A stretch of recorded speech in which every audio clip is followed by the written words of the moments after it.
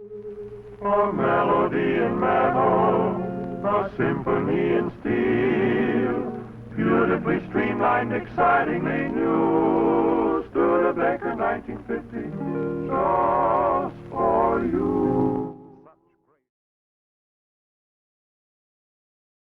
My name is Stephen Rempel. Studebaker's it's a 1950 Studebaker. It's called a Starlight Coupe, and the window at the back goes right around. And it's got a rebuilt 6-cylinder Continental engine, and it has 3-speed with overdrive. I'm George Rempel. I used to live in Pearl and now live in Thunder Bay.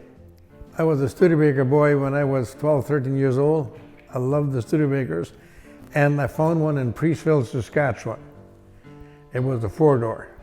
The style of the back window and the front bullet nose, they call it the Pola car, because they didn't know if it's coming or going. Because it's got the back window like a boat and the front the bullet nose, so they never could tell if it was coming or going. So they call it a Pola car. The Studebaker was the first car to come out with the bullet nose, and that's what makes it unique. And it's they must have followed the airplane theme, and it looks like it's got a propeller on the front, and everybody notices the bullet nose when you talk about the car or when they see the car. It's kind of a drawing point to it. And yeah, it's a beautiful car to drive.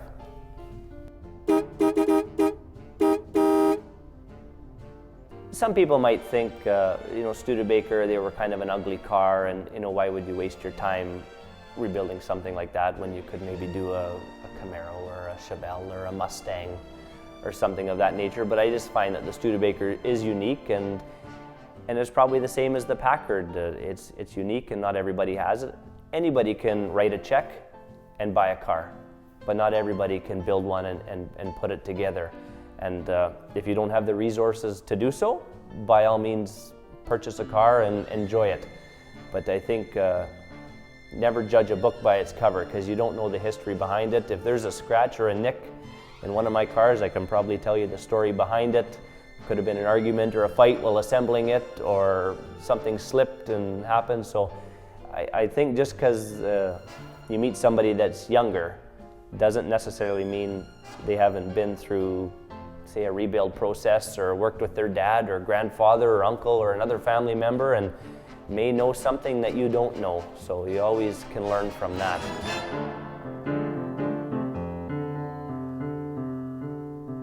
I didn't really have a choice in choosing Studebaker. My dad bought the car many years ago, and was able to give each one of us kids a car, and for some reason the Studebaker got passed down to me. Because it wasn't fair to give somebody a $30,000, $40,000 car and somebody a $15,000 car, So I gave all the kids one equal. Studebaker, the Plymouth, the truck, they're all about equal price. So that's why I did it with 4 kids, and I gave them each a vehicle. Since the Studebaker, that was the start. Dad had numerous old cars growing up. And then after that, I seemed to get the sickness, if you want to call it that. And I had a few cars after that. There was a Volkswagen Beetle, which I wish I still had today, because it would be a fun project for my little girl. And then it was Studebaker number 1, and then number 2, and so forth. So we've done quite a few cars together. Yeah, it's lots of fun, and lots of fun working with them. That's the only thing we really did together. Trips and working on cars. Otherwise, we were never doing things together. This way we had fun. Oh yeah, we argued. Oh yeah. But not over mad. My dad, he's taught me a lot about cars, and we worked side by side for many years, and I learned lots from him.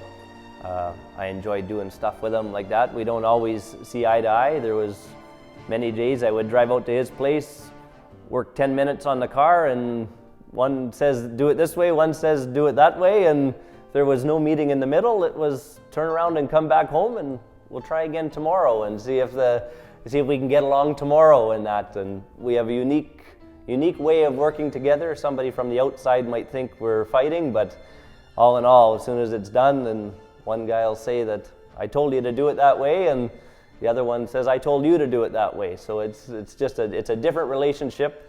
I don't think there's too many kids out there this day and age that would want to spend that much time with their dad. And I enjoy it, and we have a lot of fun, and some days we get some that wear and some days we don't, right? But it's good to work side by side with him. And I mean, he's going to be 80 this year and he's still painting cars. So he's done well and we have a lot of fun. And hopefully he enjoys it.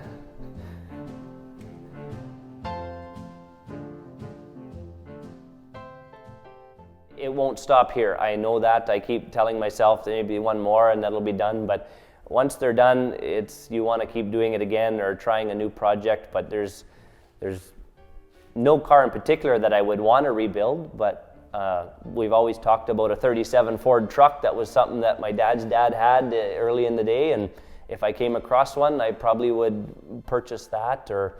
But I mean, it's not going to start. And I like it that Aubrey comes out and helps me in the garage and does stuff like that. So I'm sure I'll want to keep going for many years.